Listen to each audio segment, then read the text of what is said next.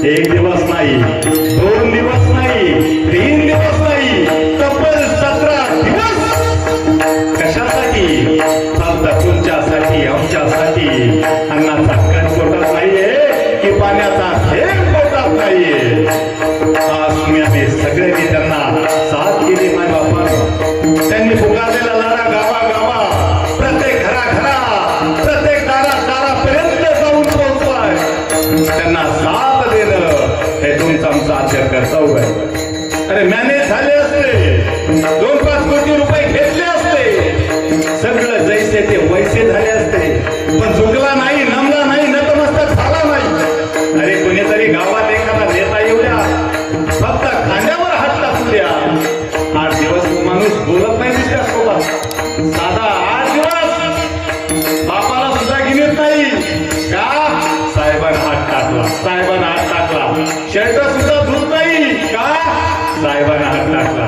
अरे पुरं मंत्रिमंडळ होतं माझ्या मनोज पाटलांच्या दारा, पुरं मंत्रिमंडळ, पण आम्ही शाळा भरले नाही, झुकले नाही, नतमस्तक झाले नाही. चला पुढे बाजूला जाऊ. काय असं ते सांग म्हणे समोरासमोर, कानात कुणी कुचकुच करायची नाही. बरं भक्कमपणे सगळ्यांना डोळ्यासमोर उभं केलं, संपूर्ण जगाने ते चित्र पाहिलं. काय केलं असतं तुम्ही आम्ही, पण नाही महाराज, मरणाला सामोरा गेला तो माणूस. मॅनेज व्हायचं असतं, काय देऊ शकत नव्हतं सरकार त्यांना. अरे सरकारला हातून सोडलं. अरे दिल्लीत असणारे सन्माननीय पंतप्रधान मोदी साहेब सुद्धा मुख्यमंत्र्याला विचारताय काय, ये जरंगे पाटील कौन है, जिसने महाराष्ट्र में उछल मचाई है, वो जरंगे पाटील कौन है. छत्रपती शिवाजी राजांनंतर नेतृत्व करणारे मुठभर मावळ्याने एका तरुण स्वराज्याच्या राजानं उभं केलं. तोच राजा आज पुन्हा एकदा या जरांगे पाटलाच्या रूपाने तुम्हाला दिसतोय. पुन्हा एकदा कधी विचार केला? 1.5 कोटी लोकसंख्या म्हणजे कमी वाटते तुम्हाला? 1.5 कोटी.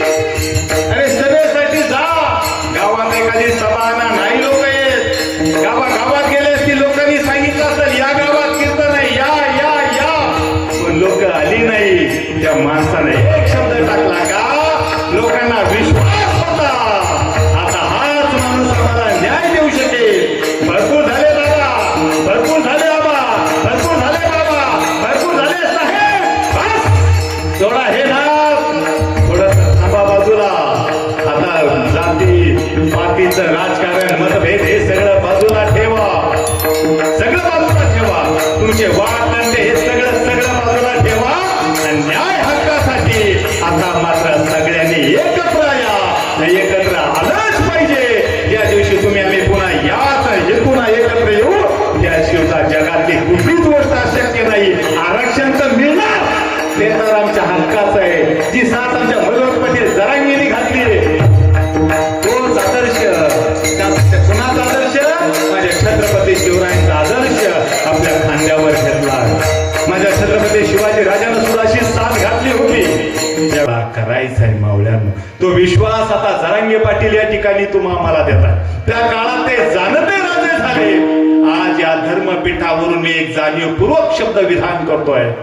तमाम मराठ्यांची व्यथा जाणली तो जाणता, आणि तमाम मराठ्यांचा राजा म्हणजे आमचा आता छत्रपती शिवरायानंतर हा मनोज पाटील जरांगे जाणता राजा. बस आतापर्यंत खूप आले, खूप गेले, पण याच्यासारखा हाच छत्रपती शिवरायांचा वारसा ज्यांनी पेलला आणि खऱ्या अर्थानं जन्माला येऊन जन्माचं सार्थक कसं करता येतं हे आमच्या जरांगे पाटलांच्या जीवन चरित्रातून तुम्हाला बघावं.